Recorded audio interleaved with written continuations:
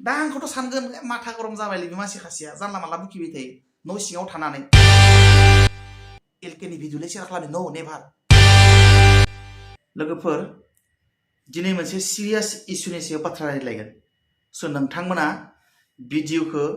जेसे हायो शेयार खालाम जाहाथे कनसार्न अथरिटि निसिम बे भिडिअ'आ सहैयो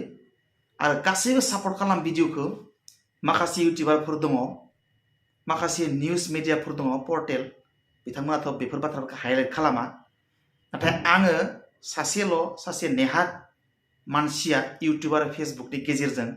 बेबायदि बाथ्राखौ सम सम रेज खालामो आरो बेखौनो नोंथांमोना सापर्ट खालाम आंनि थाखाय नङा हारिनि थाखाय थुनलाइनि थाखाय हारिमुनि थाखाय मिडियामनि थाखाय बे भिडिअ'खौ शेयार खालाम जाहाथे मायबा नङा मायबा खना फारसे 0.0% बियो माने खामानियाव होयो बेनि थाखाय भिडिअ'खौ जेसे हायो शेयार खालाम लाइक कमेन्ट खालाम अके दा बाथ्राया जाहैबाय लवार प्राइमारि आपार primary high school higher secondary स्कुलफ्राव भेकेन्ट जानानै थानाय फोरोंगिरिनि मासिफोरखौ सुफुंगासिनो दङ मोनफ्रोमबो बोसोराव आसाम स्टेटआ आरो बे आसाम स्टेटनि रिक्रुटमेन्टफ्राव आउट अफ बिटिआरनि बर' बिजोंनि फरायसालिफ्राव रिक्रुटमेन्टनि अनजिमाखौ माने लांदां जाना थानाय मासि सुफुंनायनि अनजिमाखौ गोबां खम नुनो मोनदों आरो बिराद लाजिथावना आरो लाजिथावनानो बे बिराद गिदिर जोंनि थाखाय बिपद अलखद माने जोंनि बर' मिडियामनि स्कुलफ्रा जोबनो थांगासिनो एबसुआ बर' थुनलाइ आफादा नोजोर होदोंना होआखै नलेजाव दंना गैया मिथिया किन्तु जायफ्रा माने हारिनि सोमोन्दै इसे सानदों बा इसे साननानै नायदों जायफ्रा माने फेस खालामदों जेंनाजों ग्रासरुट लेभेलाव रायजोफ्रा मिथिदों जों दिनै ग्रासरुट लेभेलाव थानानै गामियाव थानानै गामिनि एलपि स्कुला माबायदि जानानै दोङो गामिनि एमइ हाई स्कुला माबायदि जानानै दोङो जोङो मिथिदों जों ग्रासरुट लेभेलाव थायो जोङो गामिनि जाम्बा जाम्था मानसि नालाय बर' बिजोङाव फरायग्रा मानसि बर' बिजोङाव गथ' गथायखौ दैथायहरग्रा मानसि नालाय जों मिथिगो बर' बिजोङा बेसेबां खैफोदाव गोलैनानै दङ आरो बर' बिजोङा बेसेबां समनि उनाव माने जोबनो थांगासिनो दङ बेखौ जोङो गावनि मेगनजों नुहुरगासिनो आरो जों एक्सपिरियेन्स खालामगासिनो नाथाय जायफोर लिडारफोरा बर' मिडियामाव होआखै बिराद इंलिश मिडियामाव होदों प्राइभेट स्कुलाव होदों बिराद गिदिर गिदिर अनुष्ठानाव होदों बिथांमोना हयथ' महसुस खालामफ्लाङाखै फिल खालामफ्लाङाखै बर' मिडियामनि खैफोदा बेसेबां डेन्जार जानानै दोङो जों गामियाव दोङो नालाय जों मिथिगो मा कारनाव एक्चुअली मा कारनाव आसाम गभर्नमेन्टआथ' मालाय मोनफ्रोमबो बोसोरावनो मालाय टेट एग्जामनि गेजेरजों रिक्रुटमेन्ट होनानै लांदां जानानै थानाय मासिफोरखौ लवार प्राइमारि आपार प्राइमारियानो जा जायखिजाया लेभेलनि स्कुलावनो जा मालाय भेकेन्ट जानानै थानाय पस्टफोरखौ सुफुंगासिनो दोङो आरो बे आसामाव आउट अफ बिटिआरआव जोंनि बर' मिडियामफोरनि लांदां जानानै थानाय मासिफोरखौ एकदम इसे आबुं खालामलांगासिनो दङ आरो जाय माने कुनु खामानियाव फैयै जायजों माने बर' बिजों फोथांना लाखिनो हानायनि कुनु थासारियाव गैया बेबायदि बिबांनि लांदां जायगाखौ सुफुंगासिनो दङ थारमाने जोङो पुरा क्लियार जाबाय जे आउट अफ बिटिआर बर' बिजोङाथ' जोबगोनानो 100% दा जिबायदि ट्रेन्डआव खारगासिनो बेबायदि ट्रेन्डआव खारोबा आउट अफ बिटिआर बर' बिजोङाथ' जोबखागोन 100% जों नुहुरखाबाय मानो होनबा थांनाय बोसोरावबो माने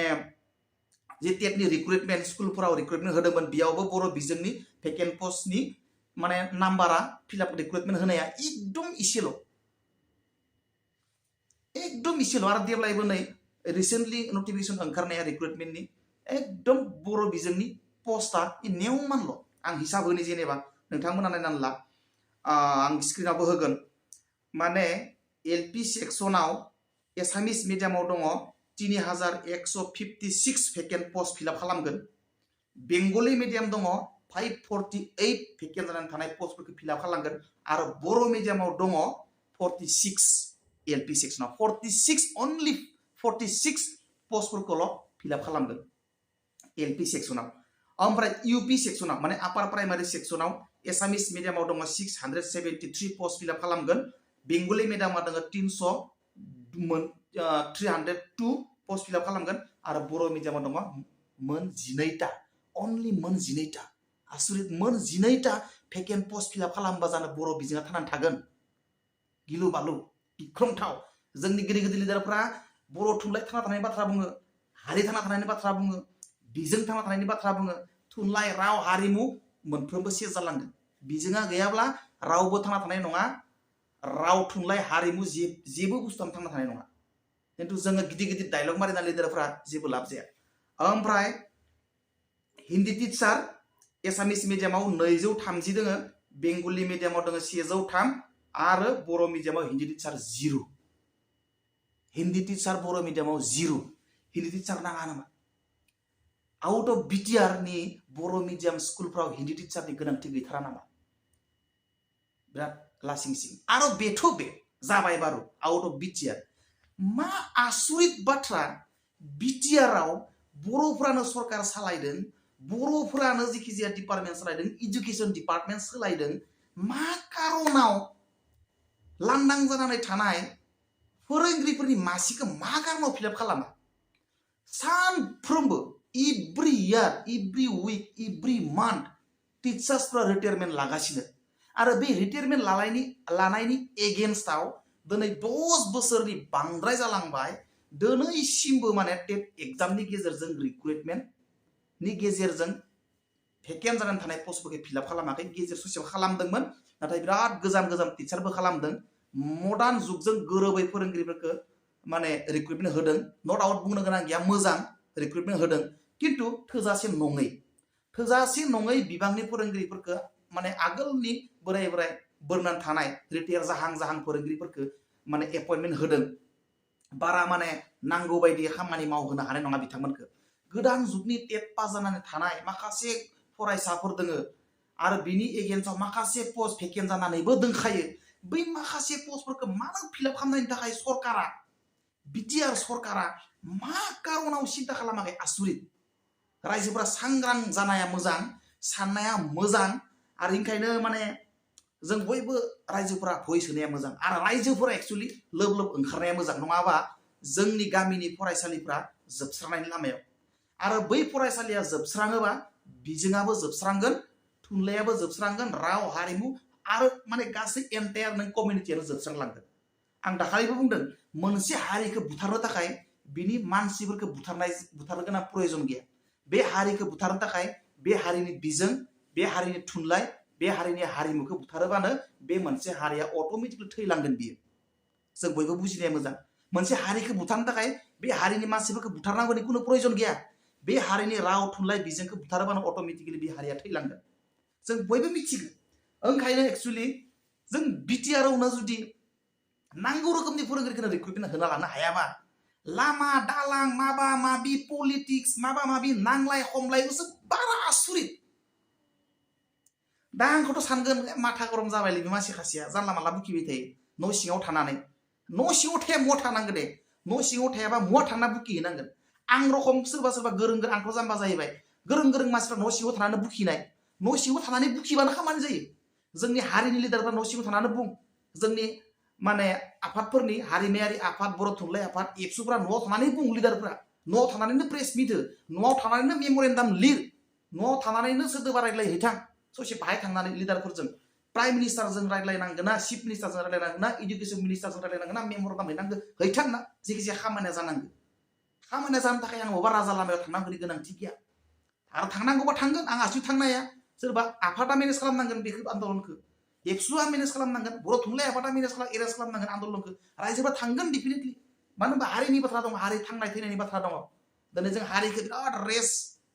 माने हारि माहारि दानायनि बाथ्रा नाथाय जोङो बिजोंनि फारसे कुनु गुरुत्वआनो गैया बिटिआर सरकारा दिनै 10 बोसोरनिबो गोबाव जालांबाय दिनैसिम टेट रिक्रुटमेन्ट होआखै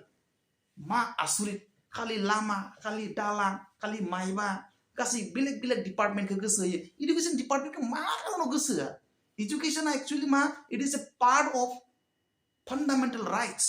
बे मोनसे फान्डामेन्टेल राइट्स आंखौ फान्डामेन्टेल राइट्सखौ गोजानाव दोनथ'दो जोंनि हारिनि बाथ्राखौ सानदो दानियाबा फान्डामेन्टेल राइट्स नंगौ नङा बेजोंबो गोनांथि गैया जोंनि हारिया थांनाय आरो थैनायनि सायावसो बाथ्रा हारिया दिनै थैनायनि बाथ्रायाव ओंखायनो आं बुंदों रायजो राजाफोर नोंथांमोना जुदि लिडारफ्राथ' गावसोरनि गथ'फोरखौ बर' मिडियाम होखाया बर' मिडियामा थैना थाङो बिथांमोना खुनु लोब्बा गैया खारन जों गामिनि गथ' जों गामिनि मानसि कमन पिपल जोंसो मिथिगौ जोंहा थाखा फैसा दङ ना मा दङ गिदिर गिदिर फरायसालियाव हैनो जोंहाथ' बिदिबो गैया प्राइभेट स्कुलफ्राव गथ' गथाय हैनोथ' जोंहा क्षमताबो गैया रां थाखाबोथ' जोंहा गैया ना जोङो टिका मावो ना सोरबा साख्रिखौ होनो हादों बिटिआरआव जेबोआनो गैया थार्ड ग्रेड फोर्थ ग्रेड गुबुन गुबुन डिपार्टमेन्टआव होनायाथ' बाद दि इडुकेसन डिपार्टमेन्टआव अन्तत होनो हानांगौ आरोखि नङाबाथ' बिजोङा थैलांगोन ना बिजोङा थैयोबा रावा थैलांगोन रावा थैयोबा थुनलाइया थैलांगोन थुनलाइया थैयोबा जारिमिनाबो थैलांगोन कालसाराबो थैलांगोन थाङै थाङै हारियानो थैलांगोन ओंखायनो मा आसुरित माने माने आनबिलिभेबल थारमाने सरकारा मा कारनाव इडुकेसन डिपार्टमेन्टखौ गोसो होआखै मा कारनाव भेकेन्ट पस्ट जानानै थानाय मासिफोरखौ फिलआप खालामनो थाखाय सिन्था खालामा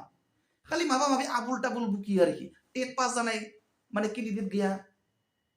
उमुक गैया तुमुक गैया आरो टेट एग्जाम फाथि ला रिक्रुटमेन्ट खालाम भेकेन्ट पस्ट जानानै फिलआप खालाम गुबुन गुबुन डिपार्टमेन्टखौ दोनथ' लागाय खालामनोसो लामाखौ गाबोन सन्देह बानायबाबो जायो इडुकेसननि गथ'फोरनि फरायसालिनि लांदा जाना थानाय जुदि सिंगल टिचार मालाबा मालाबा जिर' टिचारबो दोङो जिर' teacher school single teacher school बे गथ'फोरखौ नों मोजां फोरोंनो हायाबा गथ'फोरनि बैसोआथ' नेनानै थाया लामाया नेनानै थागोन न' दाव लामा मोनसेया बोसोरसेयाव जायाबाबो जायो माबा मोनसे डिपार्टमेन्टआ माबा मोनसे 1 बोसोर 2 बोसोर लेटबाबो जायो खिन्थु सोलोंथाइनि बेलायाव गथ'फोरनि बैसोआथ' नेनानै थायाना बेनिखायनो दाखालि बावै 10टा कलेज माने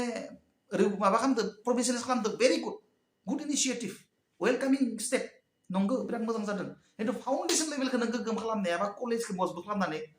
जेबो जायाना फाउन्डेसन लेभेला जाबाय मेन फाउन्डेसनखौ नों थिक खालामाबा जिमान कलेज गायसन इन्जिनियारिं कलेज मायबा लायनो बेयो फरायनो थाखाय मानसिया थायनाय नङा नों हिउमेन रिसोर्स बानायनो हानाय नङा नों बेफोराव खारन फाउन्डेसना थिक नङाबा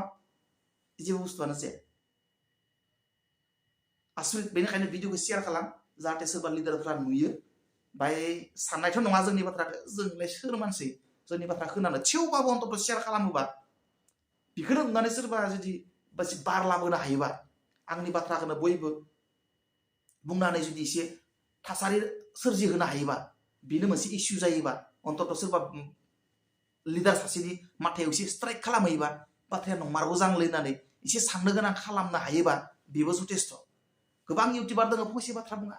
गोबां निउस मिडिया दङ सानसेबो गिदिर गिदिर मानसि लाना फैनानै टक श' खालामा माथाया ढुकिया ओरैनो जानला मानला फैसा आरजिनाय ओरैनो माबा माबिल' गैया माखासे इउटिउबार दङ जानला मानलाल' ओंखायनो आं बुंदों भिडिअखौ शेयार खालाम जुदि भिडिअआ माबा मोनसे लाब होगोन बायदि जादोंबा बा थार बाथ्राखौनो बुंनाय बायदि सानदोंबा नोंथाङा भिडिअखौ शेयार खालाम लाइक खालाम कमेन्ट खालाम आंनि थाखाय नङा हारिनि थाखाय साननानै हारिनि राव थुनलाइ बिजोंखौ साननानै नाथाय आं सोरबा एलकेनि थाखाय साननानै बे भिडिअखौ शेयार खालामनाङा मालाबाबो एलकेनि भिडिअ'लै शेयार खालामनो नो नेभार हारिनि थाखाय बुंदों थुनलाइनि थाखाय बुंदों बिजोंनि थाखाय बुंदोंलै शेयार खालामनो बेबायदिसो एलकेनि थाखाय मालाबाबो शेयार खालामनाङा भिडिअखौ अके बाय बाय सी यू नेक्स्ट